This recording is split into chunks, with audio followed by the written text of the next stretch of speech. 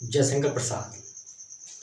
तो जयशंकर प्रसाद का जीवन परिचय कवर करेंगे इसमें, क्योंकि 24 मार्च में आपको पेपर है 10th और 12th दोनों का, तो ये दोनों परीक्षाओं में काम करेगा। तो आइए देखते हैं जयशंकर प्रसाद की रचनाएं, उनकी भाषा शैली और उनका जन्म स्थान, पारिवारिक स्थिति, इसके बारे में समझेंगे। तो जैसा कि हम जानते हैं कि जब जीवन परिचय लिखते हैं तो उसमें मोस्ट इम्पॉर्टेंट कुछ पॉइंट होते हैं। जैसे जीवन परिचय में उसे हम लिख देते हैं उनका नाम, जन्म स्थान, जन्म के बारे में और साथ ही उनकी जो मृत्यु है उसके बारे में। तो मृत्यु, इनकी भाषा तो देख लेते हैं। जीवन परिचय सबसे पहला जो पॉइंट है यही सबसे अच्छा होता है, मोस्ट इम्पॉर्टेंट पॉइंट होता है। और यहाँ पर लिखा हुआ है जयशंकर प्रसाद। तो जयशंकर प्रसाद का जन्म कब हुआ था? 1890। ये जयशंकर प्रसाद जी का जन्म 1890 ईस्वी में उत्तर प्रदेश के काशी नामक स्थान पर हुआ। और साथ ही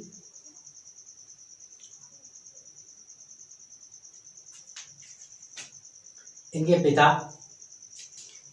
का नाम क्या था? देवी प्रसाद, बाबू देवी प्रसाद था।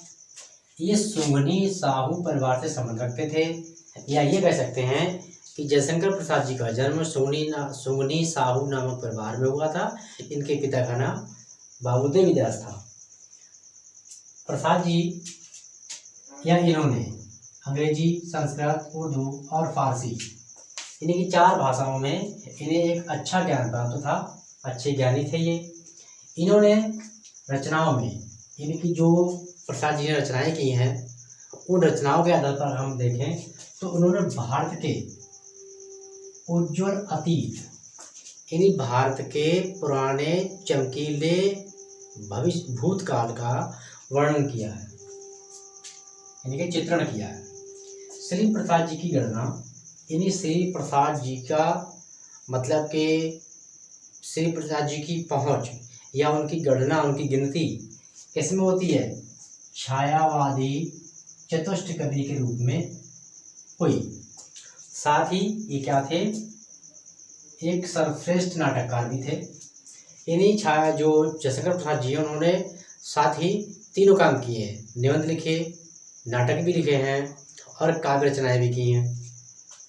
तो ये होगा इनके जीवन परिचय के बारे में। और इनका जो मतलब स्वर्गवास हुआ है वो हुआ है सन 1937। इनके स्वर्गवास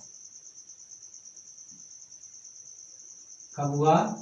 1937 ईस्वी को, मतलब कि देश आजाद होने से पहले इनका स्वर्गवास हो चुका। इनकी अब जानते हैं भाषा। कवि और लेखक इन दोनों में जन्म स्थान, यानी जीवन परिचय और भाषा का बहुत बड़ा रोल होता है।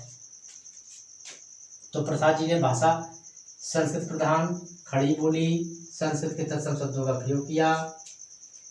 इनकी रचना में या इनकी रचना की भाषा में लक्षणता और व्यंजकता का प्रभाव देखने को मिलता है।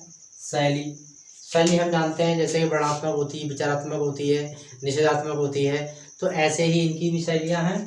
तो इन्होंने वर्णनात्मक शैली का प्रयोग किया है, भावात्मक भी है, अलंकृत शैली भी है, चित्रात्मक शैली का प्रयोग किया है, विचारात्मक भी, सूक्ति शैली और संवाद शैली का प्रयोग किया है अपनी रचनाओं में। अब जानते हैं इनकी कृतियाँ या रचनाएं। कुछ कवि होते हैं जो कि कवि की रचना करते हैं, काव्य रचनाएं करते हैं, तो वो कवि कहलाते हैं। और कुछ कवि ऐसे होते हैं जो काव्य रचना और गद्य रचना दोनों ही कहलाते हैं। तो इन्होंने सबसे पहले इनकी कृतियाँ देखते हैं गद्य रूप में, जैसे चंद्रगुप्त, स्कंदगुप्त, अजातशत्रु, ध्रुव स्वामिनी, इंद्रजाल, कंकाल, आकाशदीप, तितली, ये इनकी कहलाती हैं कौन सी? गद्य रचनाएं। अब इनकी काव्य रचना भी है। काव्य रचना में जैसे कामायनी, झरना, लहर और आंसू, तो ये इनकी काव्य रचना है। इस दृष्टिकोण के आधार पर कि जो जयशंकर प्रसाद जी का जो जीवन परिचय है वो चाहे तो काव्य का पढ़ें, काव्य में भी कामयाब रहेगा, और गद्य का करेंगे तो गद्य का भी कामयाब रहेगा। तो कहने का निष्कर्ष ये हुआ कि क्लास 12th और 12th दोनों के हिंदी के पेपर के लिए ये वेरी मोस्ट इम्पॉर्टेंट है। 3 नंबर में आएगा, इसे आप कंटेस्ट कर लीजिए और आप नोट भी कर लीजिए यदि आप नहीं कर पाए तो।